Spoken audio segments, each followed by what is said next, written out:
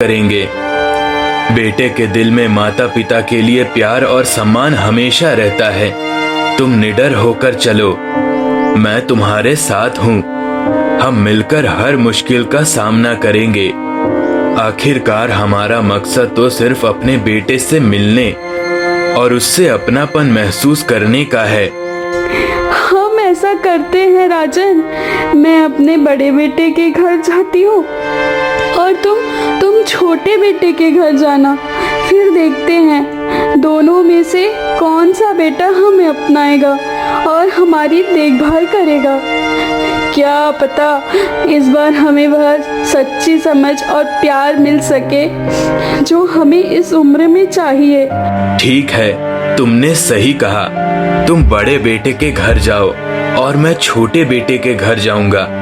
उन दोनों में से कौन हमें स्वीकार करेगा, हम उसी के पास रहेंगे और हमारी बाकी जीवन मरते दम तक उनके ही घर पर बिताएंगे। उर्मिला देवी के छोटे बेटे बहुत ही गरीब थे।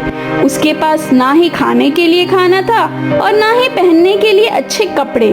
दूसरी ओर उर्मिला देवी के बड़े बेटे बहुत ही अमीर थे, जिसके पास सब कुछ था। लेकिन अब देखने की बात ये थी कि उर्मिला और उसके पति को उसके छोटे बेटे अपना पाएंगे या बड़े बेटे। अरे बेटी, तू तो कितनी अच्छी हो गई है। मैं तुम्हारी माँ, मुझे पहचाना ही नहीं। अब मैं तुम्हारे घर पर ही रहूंगी। मेरे पास खाने के लिए कुछ भी नहीं है, ना ही अच्छे कपड़े हैं पहनने के लिए, और तो और मेरी तबीयत भी ठीक नहीं रहती, मगर दवाई के लिए पैसे नहीं हैं। जब दिन ब दिन कठिनाइयाँ बढ़ती जा रही थी तो मैंने सोचा कि अब मुझे किसी का सहारा चाहिए। तुमसे बेहतर और कौन हो सकता है। तुम्हारे घर में, तुम्हारे पास मुझे शांति और राहत मिल सकती है। मुझे उम्मीद है कि तुम मेरी स्थिति समझोगे, क्योंकि मैं अब कुछ और नहीं कर सकती। मैंने खुद को पूरी तरह से हारा हुआ महसूस किया है। अब सिर्फ तुमसे ही उम्मीद है कि तुम मुझे इस मुश्किल वक्त में सहारा दोगे। अरे बुढ़िया, तू है। अब तो मेरे पास यही काम रह गया है कि तुझे देखकर बैठूं। तुझ जैसी बुढ़िया को तो पीट पीट कर घर से निकाल देना चाहिए। तेरी वजह से मैं तो परेशान हो गई हूँ। तुझे क्या लगा मैं तुझे अपने घर में रखकर तुम्हारी देखभाल करूंगी? बिल्कुल नहीं। अब और नहीं सहन होता। तुझे इस घर से तुरंत बाहर निकालना है, ताकि तुझे देखकर मेरी जिंदगी और भी ज्यादा खराब ना हो। तेरे जैसे लोग सर पर बोझ बन जाते हैं और हमें न चाहते हुए भी यह सब सहना पड़ता है। बेटी, तू अच्छे मुंह से भी कह सकती थी ना कि तू मेरी देखभाल नहीं कर पाएगी। मैंने तो दिल में यही आस लगाई थी कि तू मेरी बहू होने के नाते मुझे अपनी माँ की तरह अपनाएगी। मैंने सोचा था कि जब बुढ़ापे में मेरे हाथ पैर साथ नहीं देंगे तो तू मेरा सहारा बनेगी, लेकिन तेरी बातों ने मेरा कलेजा चीर दिया है। तुझसे ऐसी उम्मीद कभी नहीं थी। जब तेरी शादी मेरे बेटे से हुई थी तब मैंने तुझे बेटी की तरह अपनाया था। हमेशा यही सोचा था कि तू मेरे बुढ़ापे का सहारा बनेगी, पर आज तेरी बातें सुनकर ऐसा लग रहा है जैसे किसी ने मेरी उम्मीदों पर पानी फेर दिया हो। मुझे नहीं पता था कि तू इतनी बेरुखी से मेरा दिल तोड़ेगी। मैंने तो तुझसे सिर्फ अपनापन चाहा था, पर तूने मेरी भावनाओं को यूं रौंद दिया। अब मेरा दिल बहुत दुखी है बेटी। जा जा बुढ़िया, तू चली जा यहाँ से। तेरे रहने या ना रहने से क्या ही फर्क पड़ता है। बातें तो ऐसी करती है जैसे अपने साथ कोई खजाना लेकर आई हो, लेकिन तेरे पास तो एक फुटी कौड़ी भी नहीं है। तू सोचती है कि तेरे होने से मेरा घर समृद्ध हो जाएगा। अरे तेरी बातों में तो बड़ी बड़ी कहानियां हैं, लेकिन असलियत में हाथ खाली है। ठीक है, चली जा मेरे घर से। यहाँ तेरे लिए कोई जगह नहीं है, अपना बोझ लेकर कहीं और चली जा। इस तरह से वह बुढ़िया उसके घर से निकाल जाती है, लेकिन उस बुढ़िया के दिल में दर्द हो रहा था क्योंकि उसके अपने ही उसका इनकार कर दिया था।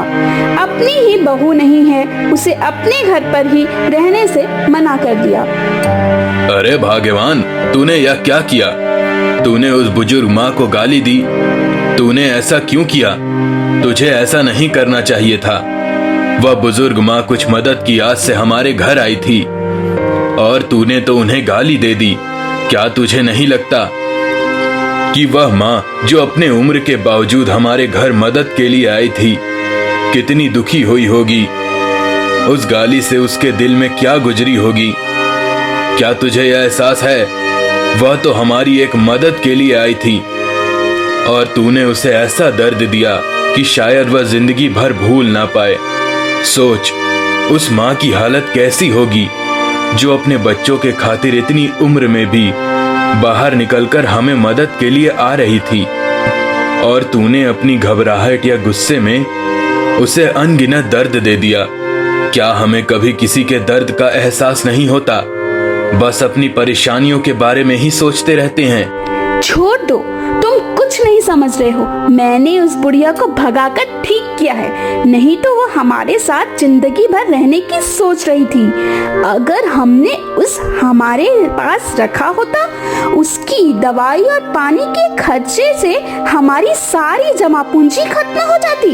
तुम नहीं समझते, वो बुढ़िया थी, उसकी जरूरतें इतनी बढ़ जाती कि हमारे घर की उसके बोझ तले दब जाती। हमें अपनी जिंदगी बचानी थी और उसने ही हमें इस हालत में डाल दिया था। अब उस पुराने रिश्ते को खत्म करने का ही समय था। सही कहा तुमने। अगर हमने उसे रखा होता तो हमारे सारे पैसे उसके दवाई पानी में खर्च हो जाते। तुमने जीवन में पहली बार सही काम किया है। शायद अब वह बुढ़िया हमारे छोटे भाई के घर चली गई होगी ताकि वह उसकी मदद कर सके, लेकिन उसे क्या पता, उसके छोटे बेटे की हालत तो और खराब है। वह तो खुद ही गरीबों के दलदल में फंसा हुआ है। वह कैसे उस बुढ़िया का खर्च उठा पाएगा? अरे जी, घर में खाने के लिए अनाज तक खत्म हो गया है। कितने दिन हो गए हमें अच्छा खाना खाए हुए। बच्चे भी भूख से खिलखिलाने लगे हैं। मैं क्या करूं? दिन रात चूल्हे के पास बैठकर यही सोचती रहती हूँ कि अगला निवाला कब और कैसे मिलेगा। अगर ऐसा ही चलता रहा तो क्या होगा हमारा? हम तो भूखे नंगे ही मर जाएंगे। किसी को हमारी परवाह भी तो नहीं है। पड़ोसी भी अब मदद करने से कतराने लगे हैं। आप ही बताइए, हम क्या करें? कैसे इन मासूम बच्चों का पेट भरें? क्या करे भाग्यवान, हमारी फूटी किस्मत। शायद हमारे भाग्य में ही ऐसा लिखा था। हम लाख कोशिश कर ले, लेकिन तकदीर को तो नहीं बदल सकते। अब हमें जैसे तैसे करके ही गुजारा करना होगा। जो भी थोड़ा बहुत घर में है उसी से काम चलाना पड़ेगा। कभी कभी सोचता हूँ कि काश किस्मत कुछ और होती तो शायद हमारे हालत भी अलग होते, पर अब तो जो है वही सच है। हमें मेहनत से अपना रास्ता खुद ही बनाना पड़ेगा। हाँ, तुमने बिल्कुल सही कहा। हमें जैसे तैसे करके गुजारा कर लेना चाहिए। जो भी हमें ऊपर वाला दे रहा है उसी में संतुष्ट रहने की कोशिश करनी चाहिए। हमारी चाहते और इच्छाएं तो कभी खत्म नहीं होती, लेकिन हर बार कुछ मांगने से वह पूरा हो जाए यह जरूरी तो नहीं। इसलिए हमारे पास जो कुछ भी है उसी में खुश रहने की आदत डालनी होगी। कभी कभी ऐसा भी होता है कि हमारे पास कम साधन होते हैं, लेकिन अगर दिल से संतुष्ट रहें तो वही साधन बहुत लगते हैं। सुख दुख तो जीवन का हिस्सा है। अगर हम हर हाल में संतोष रखना सीख लें तो मन को शांति मिलेगी। इसलिए हमें अपने पास जो भी है उसी में संतोष रहने की कला सीखनी चाहिए। भाग्यवान, अब मुझे गांव की ओर जाना ही पड़ेगा। यहाँ बैठे बैठे कुछ नहीं होगा। अगर मुझे गांव में कोई काम मिल गया तो हमें कुछ पैसे मिलेंगे। उन पैसों से हमारे जीवन का गुजारा करना आसान हो जाएगा। मैं जानता हूँ कि तुम्हें मेरी चिंता होगी, लेकिन घर में बैठे रहने से कुछ हासिल नहीं होगा। मेहनत तो करनी ही पड़ेगी। इसलिए मैं काम की तलाश में गांव जा रहा हूँ।